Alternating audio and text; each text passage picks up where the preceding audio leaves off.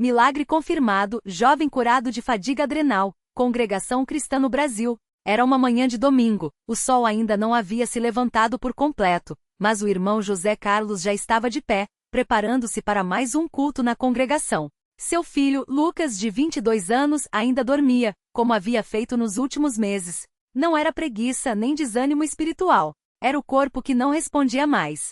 A fadiga adrenal havia se instalado de maneira silenciosa, mas devastadora, e agora, depois de quase um ano de exames, médicos e remédios que não davam resultado, a família só tinha um lugar para onde olhar, para o Senhor. Tudo começou com um cansaço que não passava. Lucas sempre fora um jovem ativo, trabalhava na oficina mecânica do pai, ajudava nos afazeres da casa e nunca faltava aos cultos. Mas, de repente, acordar se tornou uma batalha.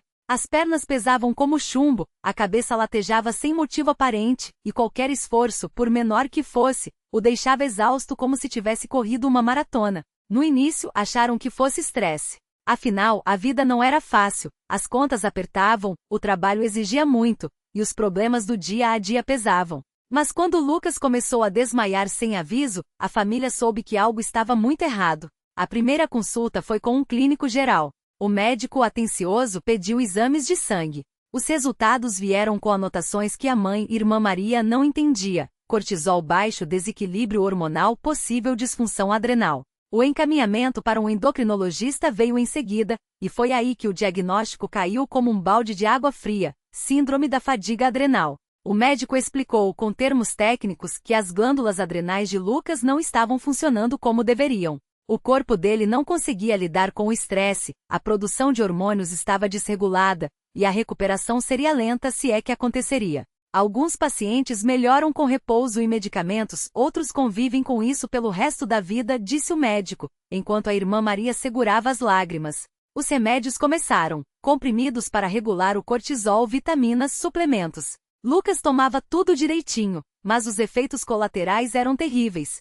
Às vezes ele acordava no meio da noite com o coração disparado, como se fosse explodir. Outras vezes a fraqueza era tão grande que mal conseguia se levantar para ir ao banheiro. A irmã Maria lembra de uma tarde em que Lucas tentou ajudar o pai a carregar uma caixa de peças na oficina. Mal ergueu o peso, suas pernas tremularam, e ele caiu sentado no chão, pálido, suando frio. O irmão José Carlos o levou de volta para casa, e foi ali, no sofá da sala, que Lucas chorou pela primeira vez. Pai, eu não aguento mais. Não é só o corpo, é como se minha alma também estivesse doente. Eu não consigo nem orar direito, tão fraco que estou. A família não desanimou. Sabiam que a cura não viria só dos médicos. Todas as noites, depois do jantar, eles se reuniam na sala de joelhos e clamavam a Deus. O irmão José Carlos, com voz firme mas emocionada, dizia: Senhor, o Senhor conhece o nosso filho. O Senhor sabe o que ele está passando. Não somos dignos de nada, mas pedimos pela tua misericórdia. Corai o Senhor, como só o Senhor pode fazer. A irmã Maria chorava em silêncio, enquanto a irmã Ana, tia de Lucas, intercedia com palavras cheias de fé: Deus, tu és o mesmo que sarou os enfermos nos dias dos apóstolos. Não mudaste. Olhai para Lucas com compaixão. Lucas, quando tinha forças, juntava as mãos e sussurrava: Senhor, se for da tua vontade. Os dias se passaram, e a melhora não vinha. Pelo contrário, Lucas começou a ter crises de ansiedade. O medo de que aquilo fosse para sempre o consumia. Uma noite, depois de mais um dia de exaustão, ele disse ao pai: E se Deus não quiser me curar? E se eu tiver que viver assim pelo resto da vida? O irmão José Carlos o abraçou forte e respondeu: Filho, Deus não nos desampara. Às vezes a resposta demora, mas ele ouve. Confia nele mesmo quando não enxergamos o caminho. Aquelas palavras ecoaram no coração de Lucas, mas a dúvida ainda o atormentava. Até que veio o culto de quarta-feira. Era um dia como outro qualquer, mas o Espírito Santo moveu de maneira poderosa. O irmão que presidia a reunião leu passagens que falavam da fé e da confiança em Deus. Quando chegou a hora das orações, Lucas sentiu algo diferente. Não era só emoção. Era como se uma força invisível o envolvesse. Ele se ajoelhou, e as lágrimas começaram a cair sem controle. Não eram lágrimas de dor, mas de um alívio que ele não conseguia explicar. Enquanto os irmãos oravam, ele sentiu, dentro de si, uma voz suave como um sussurro: Levanta-te, eu te sustento. No dia seguinte, Lucas acordou diferente. Não foi um milagre instantâneo, como os que lemos na Bíblia, mas foi um início. O corpo ainda estava fraco, mas havia uma leveza que não existia antes. Ele conseguiu se levantar sem ajuda, tomou café da manhã sem náuseas, e pela primeira vez em meses, sentiu vontade de sair de casa. O irmão José Carlos, ao vê-lo de pé com os olhos brilhando de uma maneira que não via há muito tempo, perguntou: "Filho, como você está se sentindo?" Lucas respondeu com voz firme: "Pai, eu sei que Deus me ouviu. Não estou curado ainda, mas ele começou a operar." Os dias seguintes foram de uma transformação gradual, mas constante. Lucas voltou a ajudar na oficina, primeiro com tarefas leves, depois com mais disposição. As crises de ansiedade diminuíram, o cansaço extremo foi passando, e em poucas semanas, ele já não precisava mais dos remédios que antes o deixavam tão mal. O endocrinologista, surpreso com a melhora, pediu novos exames. Os resultados vieram com uma observação que deixou o médico intrigado: função adrenal normalizada, sem sinais de disfunção. Ele olhou para Lucas e disse: "Isso não é comum. Geralmente a recuperação é parcial, se é que acontece. Você teve sorte." Lucas sorriu e respondeu no coração: "Não foi sorte, doutor. Foi Deus." A família não teve dúvidas, era um milagre. Não do tipo que acontece com trombetas e sinais no céu, mas daqueles silenciosos, que Deus opera no íntimo daqueles que confiam nele. No culto seguinte, o irmão José Carlos deu o testemunho perante os irmãos. Com voz emocionada contou cada detalhe da luta, das noites de choro, das orações desesperadas, e da certeza que agora tinham: Deus havia ouvido. Quando terminou, muitos irmãos se aproximaram para abençoar Lucas, e alguns, que passavam por provações semelhantes, encontraram ânimo para continuar crendo. Hoje, Lucas está completamente restaurado. Trabalha na oficina com o pai, participa ativamente dos cultos, e sempre que pode compartilha sua história para encorajar outros que estão passando por enfermidades. Ele sabe que não foi merecedor da cura, mas que Deus, em sua bondade, olhou para ele com misericórdia. "Não foi pelos meus méritos, nem pela minha fé, que às vezes falhou", diz ele. "Foi porque Deus é bom, e Ele conhece nossas fraquezas melhor do que nós mesmos." A família aprendeu que nas provações, Deus não nos abandona. Às vezes a resposta demora, mas Ele está sempre presente, mesmo quando não sentimos sua presença. A fadiga adrenal tinha sido uma batalha difícil, mas através dela, Deus fortaleceu a fé de todos. O irmão José Carlos costuma dizer: "Se não fosse por essa prova, não teríamos visto o poder de Deus tão de perto. Ele não só curou o corpo do nosso filho, mas também renovou nosso espírito." E assim, com corações cheios de gratidão, eles continuam servindo ao Senhor, sabendo que não importa o que venha pela frente, Deus está no controle, porque Ele é fiel, e seu amor nunca falha. Que este testemunho sirva para fortalecer a fé de todos os que o lerem, lembrando que mesmo nas maiores dificuldades, Deus está conosco, e seu poder de curar e restaurar é real. A Ele seja toda a glória para sempre. Amém.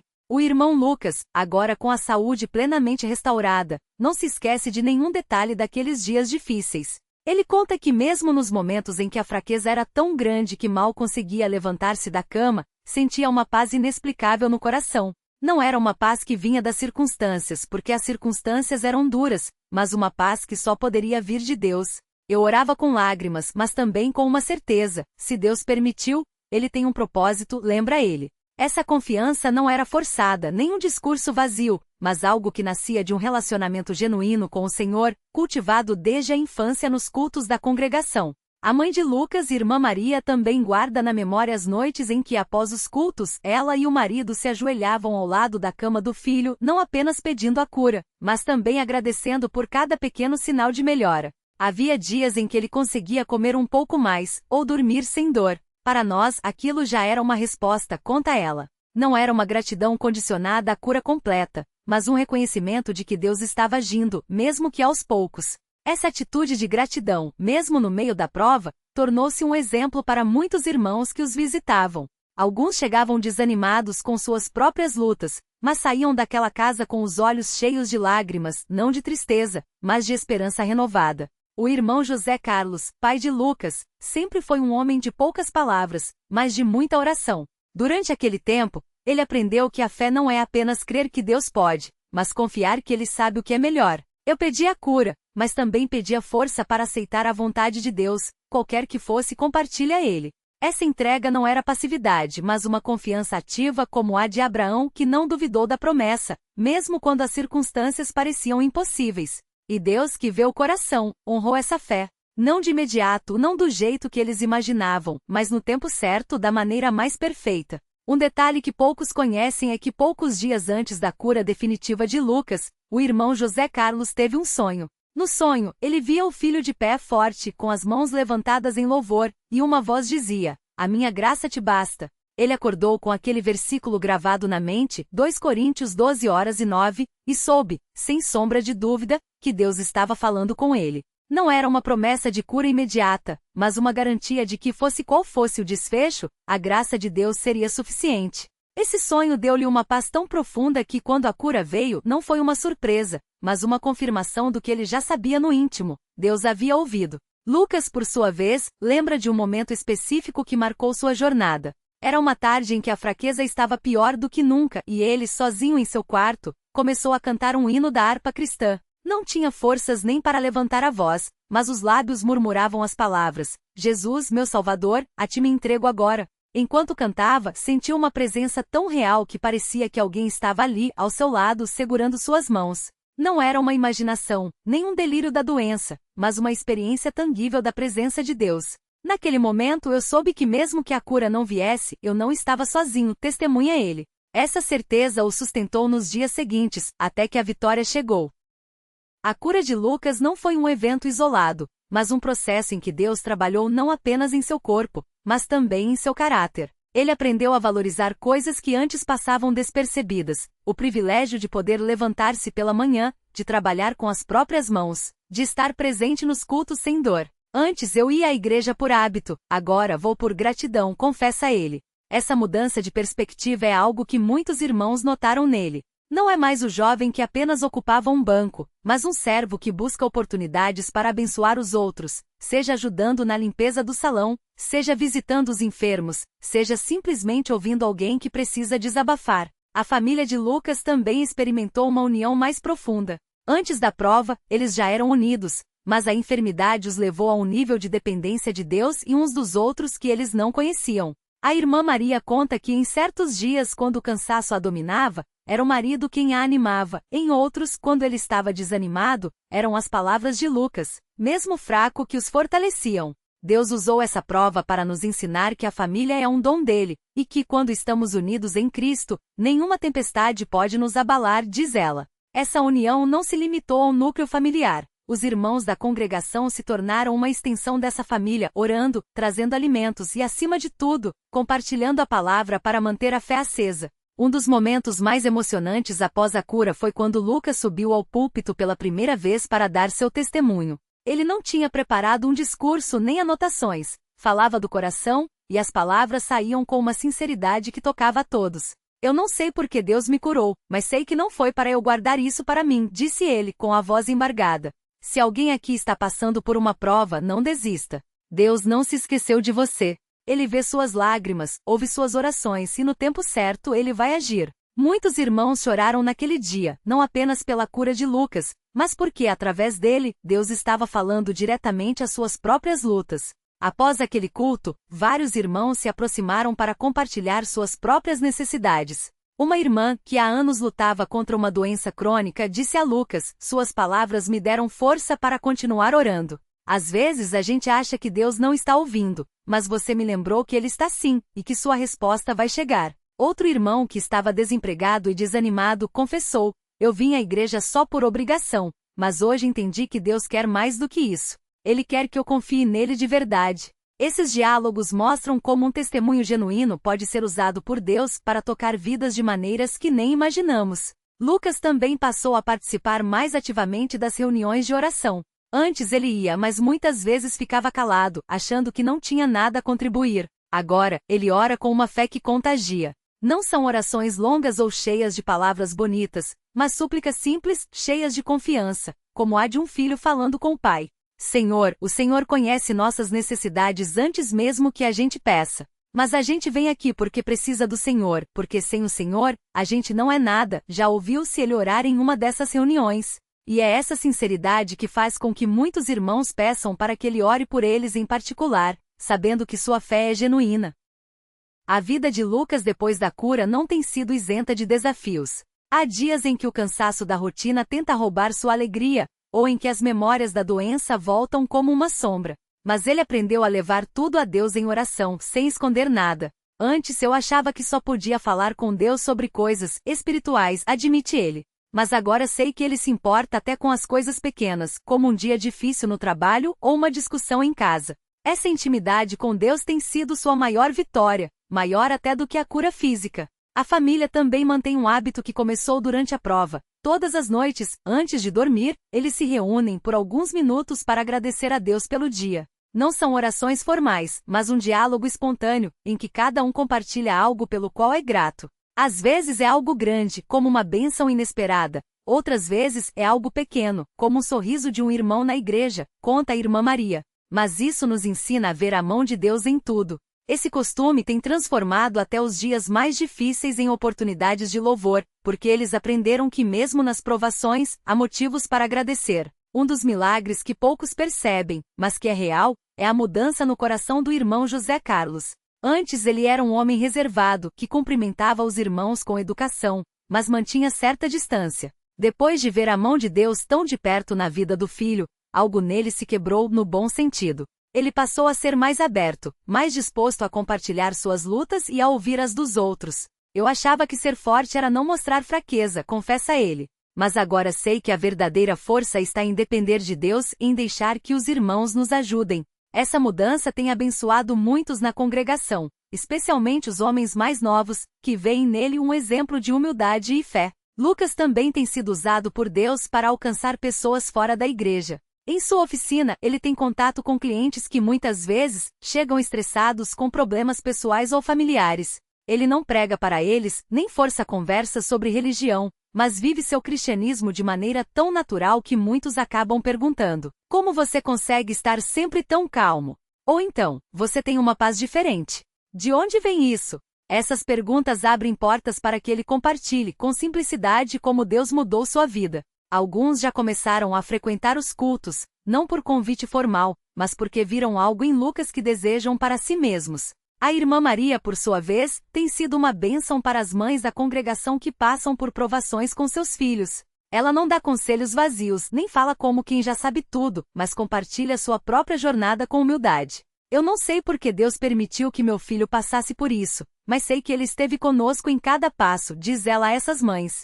Se você está com medo, se está cansada, traga isso a Deus. Ele não vai te julgar, ele vai te sustentar. Essas palavras, vindas de quem viveu o que está falando, têm sido um bálsamo para muitas almas feridas. Um detalhe que mostra como Deus age nos pequenos coisas é o que aconteceu com a Bíblia de Lucas. Durante a doença, ele passava horas lendo as Escrituras, não por obrigação, mas porque era ali que encontrava força.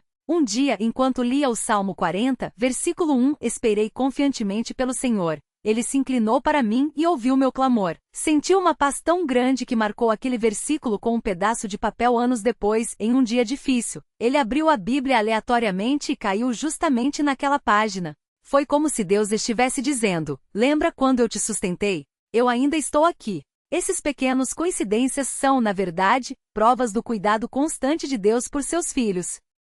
A gratidão da família de Lucas não se limita a palavras, ela se transforma em ação. Eles não perderam a oportunidade de servir onde há necessidade. Seja ajudando na cozinha da igreja, visitando os enfermos, ou contribuindo com o que tem para os mais necessitados, eles buscam retribuir, mesmo que saibam que nunca poderão pagar tudo o que Deus fez por eles. A gente não serve para ser visto, nem para ganhar nada em troca, diz o irmão José Carlos. A gente serve porque Deus nos serviu primeiro, e porque amar ao próximo é uma maneira de amar a Ele. Lucas também tem aprendido a valorizar os momentos de silêncio diante de Deus. Antes, suas orações eram sempre pedidos, mas agora ele entende a importância de simplesmente estar na presença do Senhor, sem pressa, sem lista de desejos. Às vezes eu só fico quieto, e sinto que Deus está falando ao meu coração, compartilha ele. Não são palavras audíveis, mas uma certeza de que ele está ali me guiando. Essa prática tem aprofundado sua comunhão com Deus de uma maneira que nem mesmo a cura física poderia proporcionar. Um dos frutos mais lindos desse testemunho é ver como a fé de Lucas tem influenciado as novas gerações na congregação. Jovens que antes achavam que a vida cristã era chata ou sem propósito agora veem nele um exemplo de que servir a Deus não é uma carga, mas um privilégio. Alguns deles, que antes faltavam aos cultos ou participavam sem interesse, agora se aproximam de Lucas para pedir conselhos ou simplesmente para conversar. Eles veem que a gente pode ser jovem, ter alegria, e ainda assim viver para Deus, diz ele. Não é sobre ser perfeito, mas sobre ser sincero. A família também aprendeu que a vitória não é a ausência de provações, mas a certeza de que Deus está no controle, mesmo quando as coisas não fazem sentido. A gente pode não entender o porquê de tudo, mas a gente conhece o quem que segura nossas mãos, diz a irmã Maria. Essa confiança tem sido sua âncora em outros desafios que surgiram depois da cura de Lucas, como problemas financeiros ou preocupações com outros familiares. Eles não deixam de orar, não deixam de buscar a Deus porque sabem, por experiência própria, que Ele nunca falha. Um dos momentos mais marcantes depois da cura foi quando Lucas batizou seu primeiro convertido. Era um jovem que havia chegado à igreja desanimado, sem rumo, mas que ao ouvir o testemunho de Lucas, sentiu o desejo de conhecer aquele Deus que transforma vidas. Depois de algum tempo de estudo bíblico e oração, ele tomou a decisão de se batizar. No dia do batismo, Lucas, com lágrimas nos olhos, lembrava de como Deus o havia tirado das trevas para sua maravilhosa luz, e agora estava usando ele para fazer o mesmo por outra pessoa. Não tem maior alegria do que ver uma alma se render a Cristo, diz ele. Isso me faz entender que a minha cura não foi só por mim, mas para que eu pudesse ser um instrumento nas mãos de Deus. A história de Lucas é um lembrete de que Deus não apenas cura corpos, mas restaura almas, une famílias e fortalece igrejas. Não foi um milagre isolado, mas o início de uma cadeia de bênçãos que continua se multiplicando. Cada vida tocada por seu testemunho é uma prova de que Deus não faz nada em vão. Ele tem um propósito em cada prova, em cada vitória, em cada lágrima. E quando nos rendemos a Ele, mesmo sem entender, Ele transforma até as coisas mais dolorosas em algo lindo para sua glória. Hoje, quando Lucas olha para trás, não vê apenas a lembrança de uma doença, mas a marca das mãos de Deus em cada detalhe. Ele não esconde as cicatrizes, físicas ou emocionais, porque sabe que elas são sinais de uma batalha vencida pelo poder de Deus. Se eu pudesse escolher, talvez tivesse pedido para evitar essa prova, admite ele. Mas hoje, olhando para tudo que Deus fez, eu não trocaria essa jornada por nada, porque foi através dela que eu o conheci de verdade.